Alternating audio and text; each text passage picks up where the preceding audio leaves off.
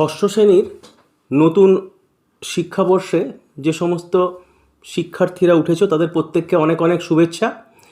তোমরা ইতিমধ্যেই বিভিন্ন বিষয়ের পাঠ্যপুস্তক পেয়ে গেছো এবং ইতিহাসেরও তোমরা একটা পাঠ্যপুস্তক পেয়েছো। এর আগে পঞ্চম শ্রেণীতে তোমরা যে আমাদের পরিবেশ বইটা পেয়েছিলে সেখানে হয়তো ইতিহাসের অল্প বিস্তর আলোচনা ছিল, কিন্তু ষষ্ঠ শ্রেণীতে তোমরা ইতিহাসের আলাদা যে পাঠ্যপুস্তক পেয়েছো তার নাম হচ্ছে অতীত এবং ঐতিহ্য। এই বইটি পাওয়ার পরে তোমাদের হয়তো মনে অনেক কৌতূহল আছে, অনেক জিজ্ঞাসা আছে, হওয়াটাই স্বাভাবিক, কারণ নতুন কোনো জিনিস আমাদের আগ্রহ বাড়ায়। তোমরাও সেক্ষেত্রে ব্যতিক্রম নও। তোমাদের মনে হতে পারে যে বিষয়গুলো কীভাবে আমরা পড়ব, কীভাবে বিষয় সম্বন্ধে ধারণা লাভ করব, কোন কোন জিনিসগুলোকে আমরা গুরুত্ব দেব, এই সমস্ত নানা প্রশ্ন তোমাদের মনে আসতেই পারে। তা আমি চেষ্টা করব যে ষষ্ঠ শ্রেণীর ইতিহাসের যে 7টা অধ্যায়, প্রত্যেকটা অধ্যায় ধাপে ধাপে আলোচনা করে তোমাদের মধ্যে ইতিহাসের একটা সুসংবদ্ধ ধারণা দেওয়ার। প্রথমেই আজকে আমি যে বিষয়টা নিয়ে আলোচনা করব সেটা হচ্ছে তোমাদের পাঠ্যপুস্তকের প্রথম অধ্যায়, ইতিহাসের ধারণা। বাস্তবিক অর্থেই একজন ইতিহাস পাঠরত শিক্ষার্থীর প্রথমে জানা উচিত যে ইতিহাস কী, হোয়াট ইজ হিস্ট্রি। ইতিহাসের বিষয়বস্তু কী, ইতিহাসটার কেন পড়ব আমরা, বা ইতিহাস পড়ার জন্য কি কি বিষয় আমাদের দরকার। প্রথমেই বলে রাখা দরকার যে ইতিহাস এই শব্দটিকে সন্ধি বিচ্ছেদ করলে যে দুটো শব্দ আমাদের কাছে আসে সেটা হলো ইতিহ এবং আস। ইতিহ এর অর্থ হচ্ছে ঐতিহ্য, অর্থাৎ অতীতের অভ্যাস, অতীতের ভাষা, অতীতের শিল্প, শিক্ষা, সাহিত্য, এই সব কিছুই যা ভবিষ্যতের জন্য সংরক্ষিত থাকে এবং যেটা প্রজন্মের পর প্রজন্ম প্রবাহিত হয়ে চলেছে, এটাকেই বলা হয় ঐতিহ্য। ইতিহাস এই ঐতিহ্যকেই একটা প্রজন্ম থেকে আরেকটা প্রজন্মের হাতে নিয়ে যায়। আর আস, আস শব্দটার অর্থ হচ্ছে যেখানে সংরক্ষিত রয়েছে। তাহলে ইতিহাস এই শব্দটার মানে দাঁড়াচ্ছে ঐতিহ্য যেখানে সংরক্ষিত রয়েছে। আর ইতিহাসের যেটা ইংরেজি প্রতিশব্দ হিস্ট্রি, HISTORY, এটা এসেছে গ্রিক শব্দ হিস্টোরিয়া থেকে, যার অর্থ হচ্ছে মানুষের অতীত ঘটনা ও কার্যাবলীর অধ্যয়ন। এখন আমরা বাংলা এবং ইংরেজি দুটোরই মানে আমরা জানলাম। তাহলে আমরা ইতিহাসের সহজ সরল একটা সংজ্ঞা এটাই দিতে পারি যে অতীতের মানুষের বা মানব জাতির বিভিন্ন কার্যাবলীর সমষ্টি, সেটাই হচ্ছে ইতিহাস। এখন এই কার্যাবলী সামাজিক, অর্থনৈতিক, রাজনৈতিক, সাংস্কৃতিক, ধর্মীয় বিভিন্ন কার্যাবলী সেখানে হতে পারে। এটা হলো ইতিহাসের বিষয়। এখন তোমাদের মনে একটা প্রশ্ন আসা স্বাভাবিক যে ইতিহাস মানেই কি শুধু মানব সভ্যতার কার্যাবলী, মানব সভ্যতার রাজনৈতিক অর্থনৈতিক কার্যাবলী? হ্যাঁ, ইতিহাসের বেশিরভাগটাই তো আমরা এগুলো নিয়েই পড়েছি, কিন্তু বর্তমানে ইতিহাসের ধারা অনেকখানি পরিবর্তিত। বর্তমানে ইতিহাসের বিষয়বস্তু হিসেবে খেলাধুলার ইতিহাস, সঙ্গীতের ইতিহাস, পোশাক পরিচ্ছদের ইতিহাস, খাদ্যাভ্যাসের ইতিহাস, বিজ্ঞানের ইতিহাস, পরিবেশ চর্চার ইতিহাস, নারী ইতিহাস, স্থাপত্য ভাস্কর্যের ইতিহাস, শহরের ইতিহাস, বিভিন্ন বিষয় সেখানে স্থান পাচ্ছে। অর্থাৎ ইতিহাসের গণ্ডি ক্ষুদ্র থেকে ক্রমশ বৃহত্তর দিকে যাত্রা করেছে। ইতিহাসের আলোচনা প্রসঙ্গে একটা বিষয় আমাদের সবসময় আসে যে ইতিহাসের সঙ্গে পরিবেশের সম্পর্ক। ভাবলে অবাক লাগে, পরিবেশ মানে ভূগোল। তো তোমরা তো মনে করতেই পারো যে স্যার ইতিহাস আর ভূগোল এই দুটো আলাদা বিষয়, তাহলে কি করে এক হচ্ছে? না, একটা দিকে এই দুটো বিষয়ের একটা মিল আছে, সেটা হচ্ছে যে পরিবেশ, এই পরিবেশ মানুষের কার্যাবলীকে নিয়ন্ত্রণ করে। আর ইতিহাস মানেই তো আমি বললাম যে মানুষের অতীতের কার্যাবলী। তাহলে অতীতের কার্যাবলী নিয়ন্ত্রণে পরিবেশের গুরুত্বপূর্ণ ভূমিকা রয়েছে। তাহলে এই পরিবেশ যেমন সেই পরিবেশ অনুযায়ী মানুষের কার্যাবলী, মানুষের খাদ্যাভ্যাস, মানুষের পোশাক পরিচ্ছদ সমস্ত কিছুই কিন্তু পরিবর্তিত হয়েছে। তাই ইতিহাস আর পরিবেশের মধ্যে পার্থক্য হয়েছে। এবারে আসি যে আমাদের ষষ্ঠ শ্রেণীর পাঠ্যপুস্তকে মূল বিষয়টা হচ্ছে প্রাচীন ভারতের ইতিহাস। এটাকে নিয়ে মূলত বিভিন্ন অধ্যায় ধরে আলোচনা করা হয়েছে। তো আমরা ভারতবর্ষের ইতিহাস নিয়ে আলোচনা করব, এবং তার আগে আমরা জানব যে এই যে ভারতবর্ষ নাম বা ইন্ডিয়া, এই নামগুলোর ইতিহাসটা কি আছে। একদম মানে প্রাচীন যে লিপি আমরা পাই, সেই লিপিগুলো থেকে আমরা ভারতবর্ষ নামে পাইনি, আমরা পেয়েছি জম্বুদ্বীপ নামে। এবং এই জম্বুদ্বীপের অর্থ হলো সাধারণ মানুষের বাসস্থান। পরবর্তীকালে এই যে ভারতবর্ষ নামটা আসছে, এই ভারতবর্ষ নামের উৎপত্তি ঐতিহাসিকরা বলেছেন যে হিন্দু পৌরাণিক রাজা ভরতের নামানুসারে ভারতবর্ষের নামকরণ। অর্থাৎ এই যে অঞ্চল বা বর্ষ, এটি রাজা ভরতকে দান করা হয়েছিল বলেই এর নাম হয়েছে ভারতবর্ষ। আর ভারতের যেটা ইংরেজি প্রতিশব্দ ইন্ডিয়া, এই ইন্ডিয়া নামটি এসছে সিন্ধু নদের ফার্সি নামকরণ থেকে। প্রাচীন গ্রিকরা ভারতীয়দের বলতো ইন্দোই বা ইন্দাস, নদীর অববাহিকার বসবাসকারী লোকজন। ইন্দাস মানে এখানে সিন্ধু নদের কথা বলা হচ্ছে, আর এই ইন্দাস থেকেই কিন্তু ইন্ডিয়া নামটি এসছে। তাহলে ভারতের নামকরণ সংক্রান্ত বিষয়টা আমরা জানলাম। এবারে তোমাদের যেটা অধ্যায়, সেখানে ভারতের মানচিত্র সংক্রান্ত একটা ধারণা প্রদান করা হয়েছে, প্রাচীন ভারতের ভৌগোলিক মানচিত্র, এবং সেটা তোমরা তোমাদের পাঠ্যপুস্তকে বেশ সুন্দরভাবে পেয়ে যাবে। সেখানে কিন্তু তোমরা যদি ভালো করে দেখো তাহলে দেখবে যে ভারতের যে মানচিত্র, সেটা কিন্তু আগে অনেক বৃহত্তর রূপ পেয়েছিল, ধীরে ধীরে সেটা অনেক পরিবর্তিত রূপে এসে আমাদের কাছে দাঁড়িয়েছে।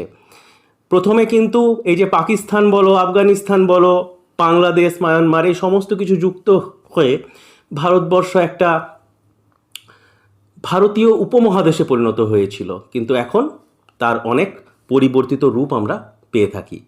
তো প্রাচীন ভারতের এই যে মানচিত্র, এই মানচিত্রের দুটো ভাগ তখন আমরা দেখতে পেতাম। উত্তরে হিমালয় থেকে বিন্ধ্য পর্বত পর্যন্ত এই অঞ্চল, এটিকে বলা হতো আর্যাবর্ত। আর বিন্ধ্য পর্বত থেকে দক্ষিণে কন্যাকুমারিকা পর্যন্ত যে সুবিস্তৃত অঞ্চল, সেটাকে বলা হতো দাক্ষিণাত্য। এখন এই অঞ্চলে দ্রাবিড় ভাষার প্রচলনটা বেশি থাকায় এটিকে আবার দ্রাবিড় দেশও বলা হতো। তো ভারতের মানচিত্র সংক্রান্ত বিষয়গুলো আমরা জানলাম। এরপরে সবথেকে গুরুত্বপূর্ণ একটি বিষয় আলোচনা করা হয়েছে, সেটা হচ্ছে যুগ, সাল, বছর, সন। কি এগুলো? নতুন কোনো জিনিস নয়, এগুলো একটু ভাবলেই দেখো তোমাদের কাছে সহজ সোজা হয়ে যাবে ব্যাপারটা। যে যুগ মানে হচ্ছে একটা দীর্ঘ সময়, মানে হাজার হাজার বছর ধরে গড়ে ওঠে একটা যুগ। তো ভারতের ইতিহাসে আমরা যদি একবারে আদিম মানুষের সময়কাল থেকে দেখি, তাহলে দেখব যে বিভিন্ন যুগ কিন্তু পরপর পেরিয়ে আজকে আমরা কিন্তু বিজ্ঞানের যুগে এসে অবতীর্ণ হয়েছি। আদিম মানুষ যে সময় থাকতো, যখন তারা গুহাতে বাস করত, গাছের ছাল পড়ত, পশু পাখি শিকার করত, সেই সময় থেকেই কিন্তু যুগের সূচনা হচ্ছে। এবং প্রথমে মানুষ পাথরের হাতিয়ার ব্যবহার করত, সেই হিসেবে যুগের ভাগ হচ্ছে। যেমন ধরো প্রস্তর যুগ, এই প্রস্তর যুগেরও আবার ভাগ ছিল, প্রাচীন প্রস্তর যুগ, মধ্যপ্রস্তর যুগ, নব্যপ্রস্তর যুগ। পরবর্তীকালে এলো ধাতু। এখন ধাতু মানে কোন ধাতু? তামা। তামা যখন চলে এলো, তখন তামা আর পাথর, এবং যুগটা হয়ে গেল তাম্রপ্রস্তর যুগ। এরপরে মানুষ তামার সাথে টিন মিশিয়ে আবিষ্কার করলো ব্রোঞ্জ। যুগের পরিবর্তন হলো, হয়ে গেল তাম্র ব্রোঞ্জ যুগ। তাম্র ব্রোঞ্জ যুগের সভ্যতা আমরা পেয়ে থাকি, তোমরা সবাই শুনে থাকবে সেটা, সিন্ধু সভ্যতা বা হরপ্পা সভ্যতা। তাম্রবন যুগের পরে লৌহ যুগ, এরপরে ইতিহাসে বিভিন্ন যুগের আলোচনা আছে। সিন্ধু সভ্যতার সময়কালটা যদি আমরা দেখি, বা পরবর্তীকালে বৈদিক যুগ, মৌর্য যুগ, গুপ্ত যুগ, পাল সেন যুগ, এভাবে পেরিয়ে মধ্যযুগের ইতিহাস, সেখানে আবার দুটো যুগ আছে, সুলতানি, মুঘল যুগ, এবং আস্তে আস্তে আধুনিক যুগ, এবং তারপরে এই সমস্ত কিছু সিঁড়ি বেয়ে আজকে আমরা বিজ্ঞানের যুগ। We are living in the age of science. তো এই যে যুগের একটা আমি হিসাব দিলাম, এটা পরবর্তী অধ্যায়ে আমরা আরও ডিটেলসে আলোচনা করব। আর ঐতিহাসিকরা ভারতের এই যে যুগকে, এটাকে আবার তিনটে ভাগে ভাগ করেছেন। সেটা হচ্ছে প্রাগৈতিহাসিক যুগ, প্রাগৈতিহাসিক যুগ, ঐতিহাসিক যুগ। প্রাগৈতিহাসিক যুগ যেটাকে বলা হয় প্রি হিস্টোরিক্যাল এজ। এটার মানে কি না, প্রাগৈতিহাসিক যুগ হলো সেই যুগ যখন কোনো রকম লিখিত উপাদান ছিল না। মূলত ইতিহাসটা রচিত হয়েছিল প্রত্নতাত্ত্বিক উপাদানের ওপর। এবারে নতুন একটা প্রশ্ন চলে এলো, স্যার প্রত্নতাত্ত্বিক উপাদান কি? না, প্রত্নতাত্ত্বিক উপাদান হচ্ছে যে মানুষ মাটি খুঁড়ে যা কিছু আবিষ্কার করে, সেটা একটা ঘরবাড়িও হতে পারে, মন্দিরও হতে পারে, স্থাপত্য নিদর্শন হিসেবে অনেক কিছুই হতে পারে, আবার মাটির মূর্তিও হতে পারে, কয়েন হতে পারে, লিপি হতে পারে। তো এই প্রত্নতাত্ত্বিক উপাদানের উপর ভিত্তি করে ইতিহাস লেখা হয়েছিল, এবং সেই জন্যই এটাকে বলা হয় প্রাগৈতিহাসিক যুগ। এরপরে আসছে কি প্রায় ঐতিহাসিক যুগ, ইংরেজিতে বলা হয় প্রোটো হিস্টোরিক্যাল এজ। এটা কীরকম না, এ সময় লিখিত উপাদান আবিষ্কৃত হচ্ছে, কিন্তু লিখিত উপাদানের পাঠোদ্ধার করা হচ্ছে না। অর্থাৎ কি লেখা আছে, এটার বিষয়বস্তু কি, সেটা কিন্তু মানুষ আবিষ্কার এখনও করতে পারেনি। উদাহরণ হিসেবে আমরা হরপ্পা সভ্যতার কথা বলতে পারি। সিন্ধুলিপি আবিষ্কৃত হয়েছে, কিন্তু এখনও তার পাঠোদ্ধার করা হয়নি। যদি পাঠোদ্ধার করা হয়, দেখবে ইতিহাস অনেকখানি হয়তো পাল্টে যেতে পারে। তো এটা হচ্ছে প্রায় ঐতিহাসিক যুগ। আর এখন তারপরে হচ্ছে ঐতিহাসিক যুগ, হিস্টোরিক্যাল এজ। এবং এটা কি না, এই সময় লিখিত উপাদান পাঠ করা হয়েছে, লেখা করা হয়েছে, তার উপর ভিত্তি করে অনেক কিছুই রচিত হয়েছে। তাহলে এভাবে আমরা প্রাগৈতিহাসিক, প্রায় ঐতিহাসিক, ঐতিহাসিক যুগের একটা ভাগ পেলাম। যুগের পরেই চলে আসছি আমরা সন, বর্ষ, অব্দ এটার ধারণায়। কারণ একটা কথা মনে রাখবে যে ইতিহাস পড়লেই হবে না। ইতিহাসটা যখন জানবে বা ইতিহাস যখন লিখবে, তখন সাল তারিখ যদি তোমরা না দাও, তাহলে সেটা কিন্তু ইতিহাসটাকে অনেকটা প্রাণহীন জীবনের মতো গড়ে তোলে। কথায় আছে যে হিস্ট্রি ডিলস উইথ ক্রোনোলজি, মানে কালানুক্রম ছাড়া কখনো ইতিহাস হতে পারে না। তাই এগুলোকে বারবার মনে রাখার চেষ্টা করতে পারো বা করতে হবে, কারণ এগুলো না করলে ইতিহাস কিন্তু পড়া না পড়া সমান কঠিন বিষয়। তোমাদের মনে অনেক প্রশ্ন হতে পারে, স্যার কীভাবে এটা মনে রাখবো? হবে, আস্তে আস্তে আস্তে আস্তে আস্তে আস্তে এগুলো মনে চলে আসবে। তো সাল, বর্ষ, সন এগুলো ইতিহাসে আছে, বিভিন্ন সময় সেগুলোর উল্লেখ হয়। এখন এই প্রসঙ্গে আমি একটা কথা বললাম যে অব্দ কোনো নতুন বিষয় নয়। সন, বর্ষ, এই অব্দ প্রায় একই জিনিস। অব্দটা পার্টিকুলার কোনো একটা রাজা তার সিংহাসন আরোহণের সময়টাকে গুরুত্বপূর্ণ করে রাখার জন্য বা কোনো একটা ঘটনাকে স্মরণীয় করে রাখার জন্য অব্দের প্রচলন হয়। কিছুগুলো অব্দের কথা তোমরা শুনেও থাকবে, যেমন ধরো শকাব্দ। কুষাণরাজ কনিষ্ক তার সিংহাসন আরোহণের দিনটিকে স্মরণীয় করে রাখার জন্য তিনি শকাব্দের প্রচলন করেছিলেন ৭৮ খ্রিস্টাব্দে। এটা হলো শকাব্দ। আরেকটা অব্দের কথা আমরা জানতে পারি গুপ্তাব্দ। গুপ্ত সম্রাট প্রথম চন্দ্রগুপ্ত ৩১৯-২০ খ্রিস্টাব্দে এই গুপ্তাব্দের প্রচলন করেছিলেন। আরেকটা অব্দ পাই আমরা হর্ষাব্দ। সম্রাট হর্ষবর্ধন তিনি তার সিংহাসন আরোহণের সালটিকে স্মরণীয় করে রাখার জন্য ৬০৬ খ্রিস্টাব্দে প্রচলন করেছিলেন হর্ষাব্দ। আরেকটা পাই আমরা বিক্রম সম্বত বা বিক্রমাব্দ, যেটাকে বলা হয়। খ্রিস্টপূর্ব ৫৭ অব্দে উজ্জয়িনীর বিখ্যাত রাজা বিক্রমাদিত্য তিনি এই অব্দের প্রচলন করেছিলেন। এরকম অনেক অব্দ আছে। এটা আর নতুন কিছু নয়। অব্দ, সাল, বর্ষ প্রায় সমার্থক, কিন্তু এগুলো ইতিহাস রচনার ক্ষেত্রে অতীব গুরুত্বপূর্ণ একটি বিষয়। আর শেষোক্ত তোমাদের যে বিষয়টিকে তুলে ধরা হয়েছে সেটি হচ্ছে ইতিহাসের উপাদান। ইতিহাসের উপাদান এটা ইতিহাস রচনার ক্ষেত্রে অত্যন্ত গুরুত্বপূর্ণ। ইতিহাসের উপাদানের অনেক ভাগ আছে। প্রথমত দুটো ভাগে আমরা উপাদানকে ভাগ করে থাকি, একটা হচ্ছে প্রত্নতাত্ত্বিক উপাদান, আরেকটা হচ্ছে সাহিত্যিক উপাদান। প্রত্নতাত্ত্বিক উপাদান আমি আগেও বললাম যে মাটি খুঁড়ে যা কিছু আবিষ্কৃত হবে সেগুলোই প্রত্নতাত্ত্বিক উপাদান, এবং সেখানে লিপি থাকবে, সেখানে মুদ্রা থাকবে, সেখানে স্থাপত্য ভাস্কর্য থাকবে।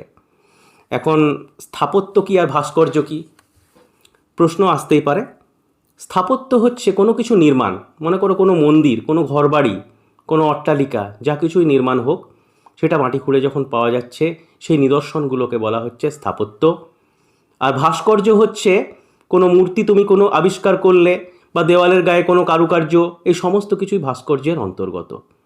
স্থাপত্য ভাস্কর্য ইতিহাসের গুরুত্বপূর্ণ উপাদান। কোনো মন্দির দেখে সেখানে প্রাচীনত্ব অনুমান করে কোন সময় সেগুলো আমরা জানতে পারি।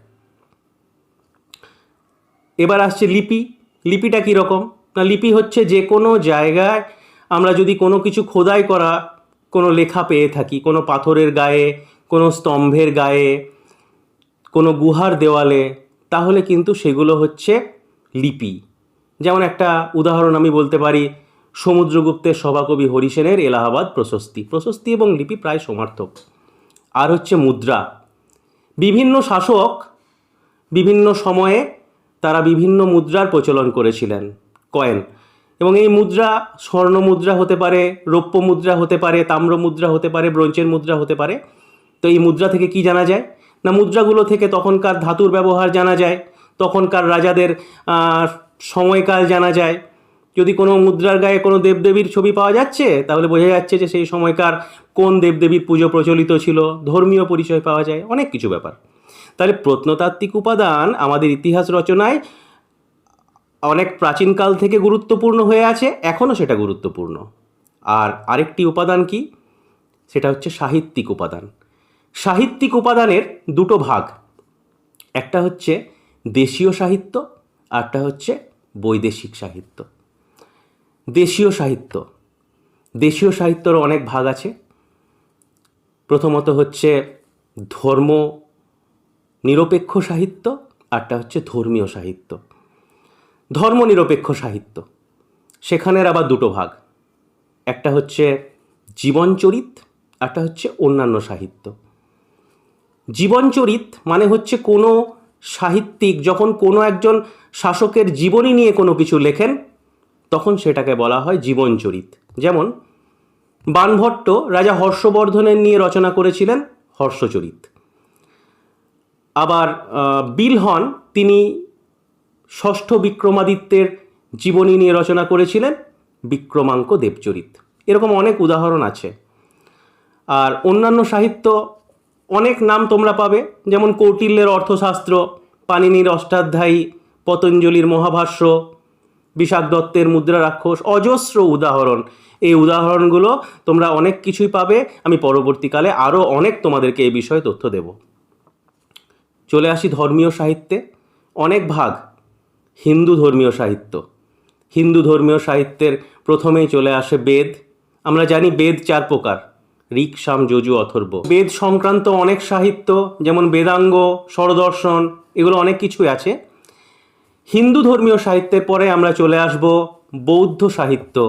সেখানে যেমন ধরো ত্রিপিটক, সিংহলী বৌদ্ধ গ্রন্থ, দিব্যবংশ, মহাবংশ, অঙ্গুত্তর নিকায়, অনেক গ্রন্থ আছে।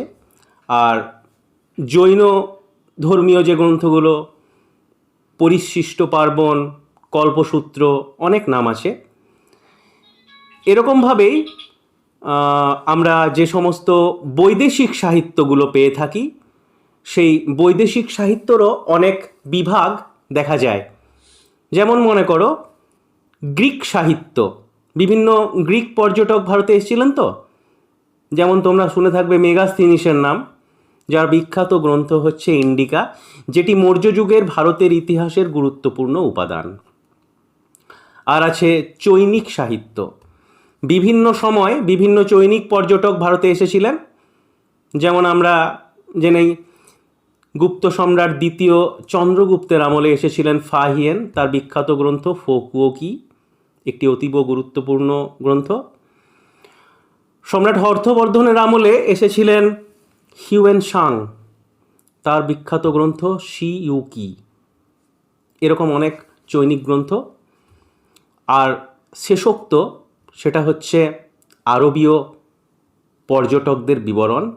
তার মধ্যে একটি অতীব গুরুত্বপূর্ণ উপাদান হচ্ছে তহকিক ই হিন্দ, যার রচয়িতা হলেন আরব পর্যটক অল বিরুনি বা আবু রৈহান। ইতিহাসের এই যে উপাদান সংক্রান্ত এই যে চার্ট, এটা আমি তোমাদের দিয়ে দেব, তোমরা সেটা পেয়ে যাবে, এবং এভাবে তোমরা যদি সেটাকে চার্ট করে পড়ো, আমি আশা করব তোমরা অনেকটাই এ বিষয়ে ধারণা লাভ করতে পারবে। আরেকটা বিষয়, আমরা সময়কালের ক্ষেত্রে যেটা এখন প্রায়ই উল্লেখ করে থাকি, সেটা হচ্ছে খ্রিস্টাব্দ, খ্রিস্টপূর্ব, এই বিষয়গুলো। তো একটা কথা বলে রাখা ভালো যে খ্রিস্টাব্দ বা খ্রিস্টপূর্ব বিষয়টা কি না, এটা হচ্ছে যে যীশু খ্রিস্টের জন্মের আগের ঘটনাগুলোকে আমরা চিহ্নিত করে থাকি খ্রিস্টপূর্ব হিসেবে, আর যীশু খ্রিস্টের জন্মের পরবর্তী সময়ের যে সমস্ত ঘটনাবলী সেগুলোকে আমরা চিহ্নিত করি খ্রিস্টাব্দ হিসেবে। তো ইতিহাসের যখনই তোমরা সময়কাল উল্লেখ করবে, তখন শুধুমাত্র ওই ধরো মনে করো কোনো একটা সাল, যে